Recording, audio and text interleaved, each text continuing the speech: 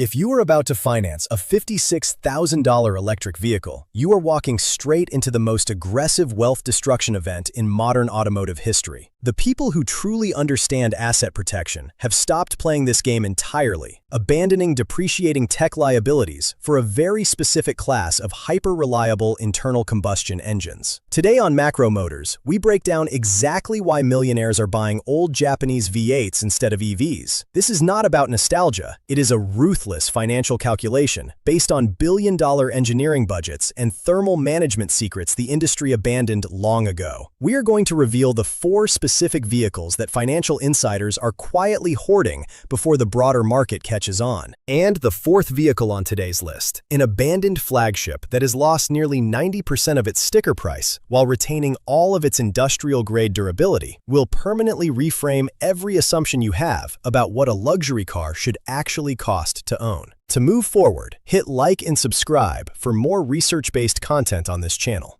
The financial framework: why millionaires avoid new EVs.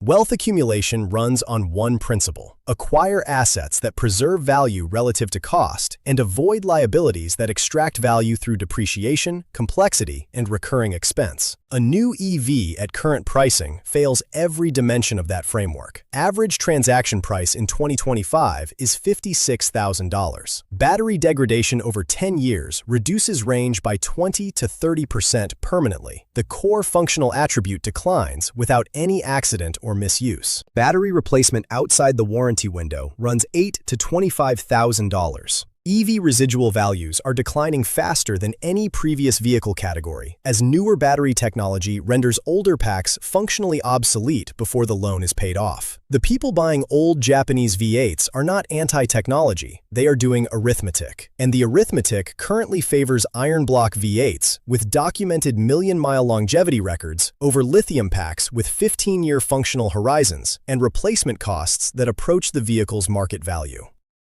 Car number 1, Lexus LS430, 2001-2006.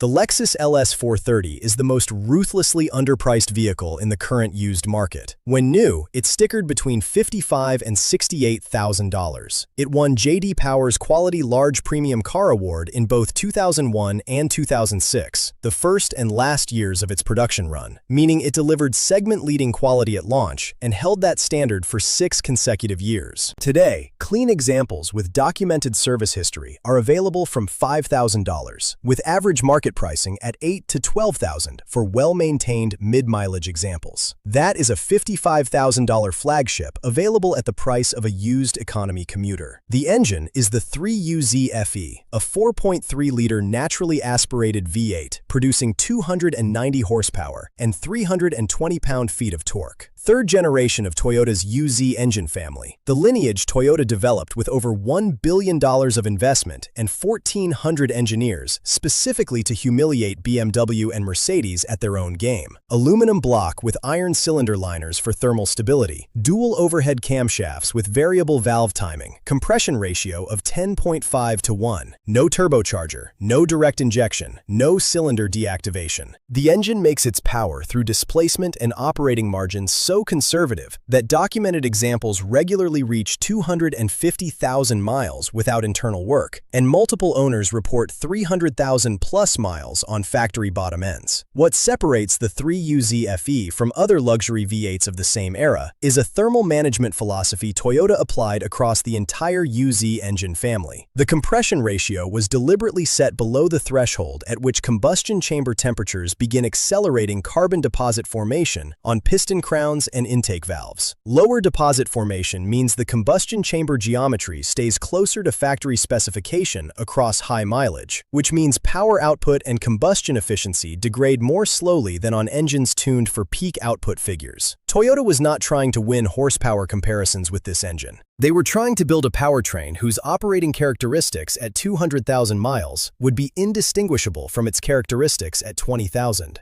The owner testimonials across multiple enthusiast forums confirm they succeeded. The interior appointments are genuine: real wood, real leather, Mark Levinson audio, heated and ventilated seats, adaptive cruise control, and a rear seat refrigerator on the ultra-luxury configuration. These are material and mechanical quality choices that either work or they do not. On well-maintained LS430s, they work at 200,000 miles the same way they worked at 20,000. The pre-purchase check. Confirm transmission fluid service history. The A650E 5-speed and later A761E 6-speed are reliable units that perform best with fluid changes at 60,000-mile intervals. Confirm the air suspension is level and functional at all four corners. Failing air struts are the most common maintenance item, at 300 to 500 per corner. Confirm no overheating history in the service records, which is the 3UZFE's only meaningful sensitivity. Those three items verified on a clean example, and you are holding a $55,000 flagship for the price of a basic commuter. Car number 2, Toyota Sequoia First Generation, 2001 to 2007. The Toyota Sequoia of the first generation has the highest documented probability of reaching 250,000 miles of any full-size SUV ever mass-produced in the United States. That is not a marketing claim. That is the result of an iSeeCars analysis of 400 million vehicle records. The first-generation Sequoia has a 39.1% probability of reaching that milestone. The average vehicle sits at 4.8%. The Sequoia is more than 8 times more likely to reach 250,000 miles than a typical vehicle, a statistical separation so large it belongs in a different category of engineering entirely. The mechanical reason is the 2UZFE 4.7-liter V8 running on the full-size Tundra truck platform, a body-on-frame ladder chassis with independent front suspension and leaf springs rated for sustained commercial loads. The Tundra platform was designed for repeated payload loading and service road abuse over decades. The Sequoia inherits that structural specification and pairs it with the most documented longevity engine record in the segment. The first-generation Sequoia also benefits from a cooling system designed with enough radiator capacity and coolant volume for the Tundra's towing application, meaning the 2UZFE in Sequoia trim operates at consistently lower coolant temperatures under typical use than the same engine in lighter-duty applications, which directly reduces the thermal cycling stress that accumulates in head gasket material and cooling hose fittings over high mileage. Why does it sit on used lots for $6,000 to $10,000? Because it looks dated. Simple gauges, basic plastics, no connectivity, none of which has any relationship to how long the drivetrain continues to operate. Pre-purchase. Inspect the frame rails for rust, specifically near the spare tire carrier and rear crossmembers. First-generation Sequoias had documented rust susceptibility in salt belt states, and southern state examples with no salt exposure history are dramatically lower risk. Confirm timing belt service at 90,000-mile intervals. Frame clean, belt fresh? You are holding the statistically most durable full-size SUV ever produced. Car number 3, Lexus SC430, 2002 to 2010. The SC430 is the most misunderstood vehicle on this list. Jeremy Clarkson destroyed it on Top Gear in 2006, called it boring, soft, and unsuitable for anyone wanting driving excitement. He was right about the wrong thing, and in being right about the wrong thing, he did a generation of buyers a substantial financial favor. The SC430 has been so thoroughly dismissed by the driving enthusiast community that it has depreciated to prices that are genuinely irrational relative to its mechanical quality.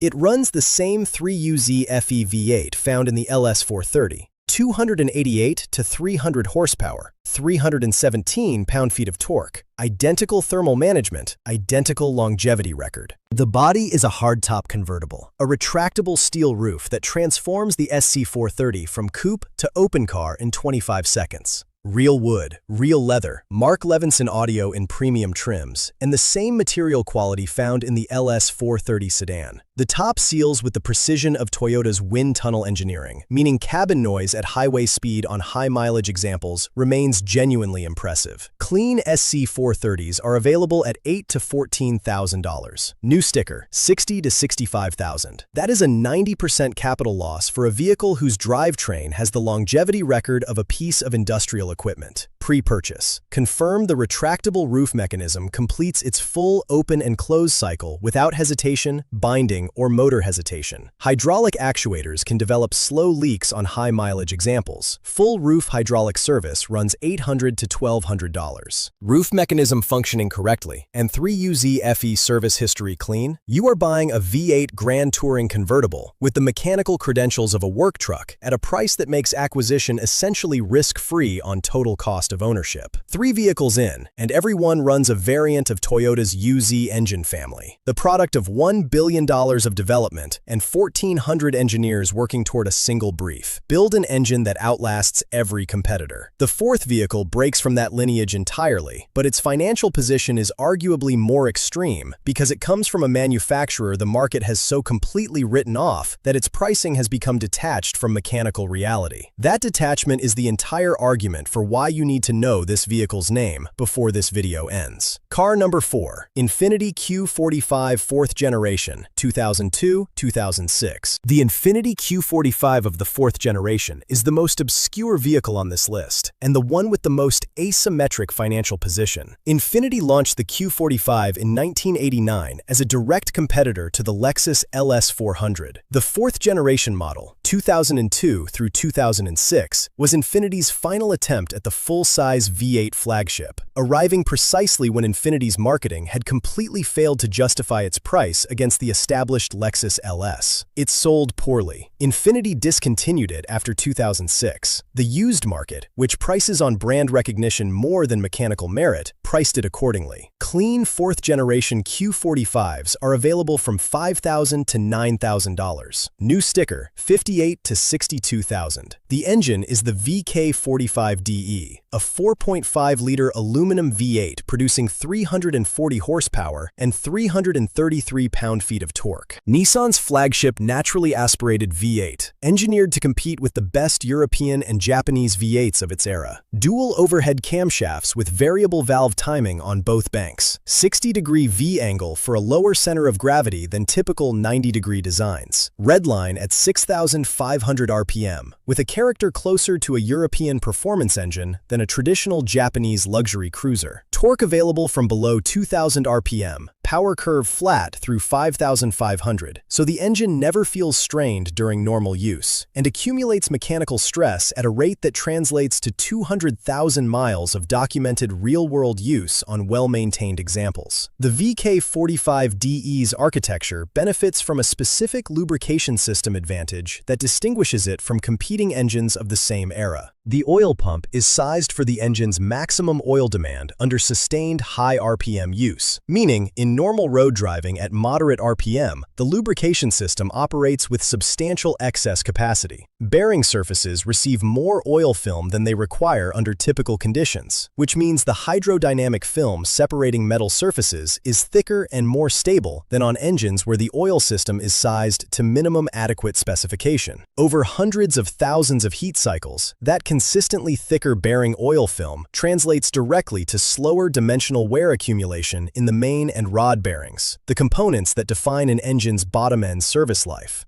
The Q45's cabin delivered on its $60,000 brief, genuine wood, premium leather, rear seat legroom exceeding the Mercedes S-Class of the same period. The vehicle failed to sell because nobody knew what it was. That failure is your complete financial advantage. Pre-purchase. The VVT solenoids can develop deposits on engines where oil changes were extended. Fresh oil at correct viscosity confirms a healthy engine immediately. Inspect the rear differential seal for seeping on high-mileage examples. Those 2 items clear, and you are holding 340 horsepower of flagship rear-wheel drive V8 for $8,000.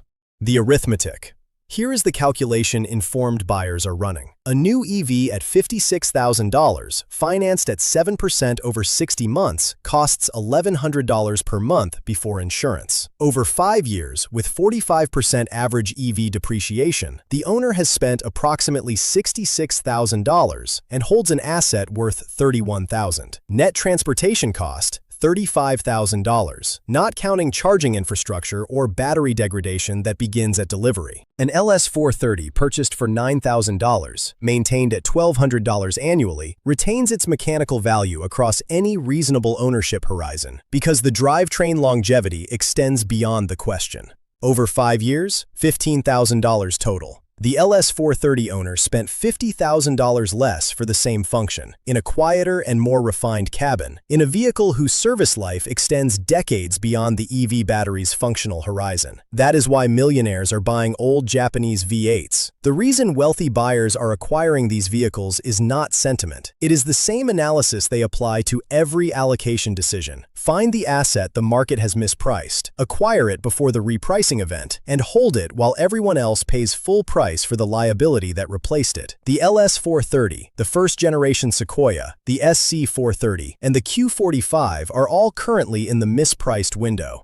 The UZ-powered platforms have already begun their price recovery. The Q45 and SC430 are where the LX470 was 3 years ago. The buyers who understand the longevity records and ignore the depreciated badges are accumulating. Everyone else is financing turbocharged 4-cylinders and hoping the battery lasts. And if you want to know which specific production years and VIN ranges to target on each of these platforms, because the wrong model year of the right car is still the wrong car, that breakdown is already in the last video on your screen right now at Macro Motors. Click it. The arithmetic does not wait for you to be ready.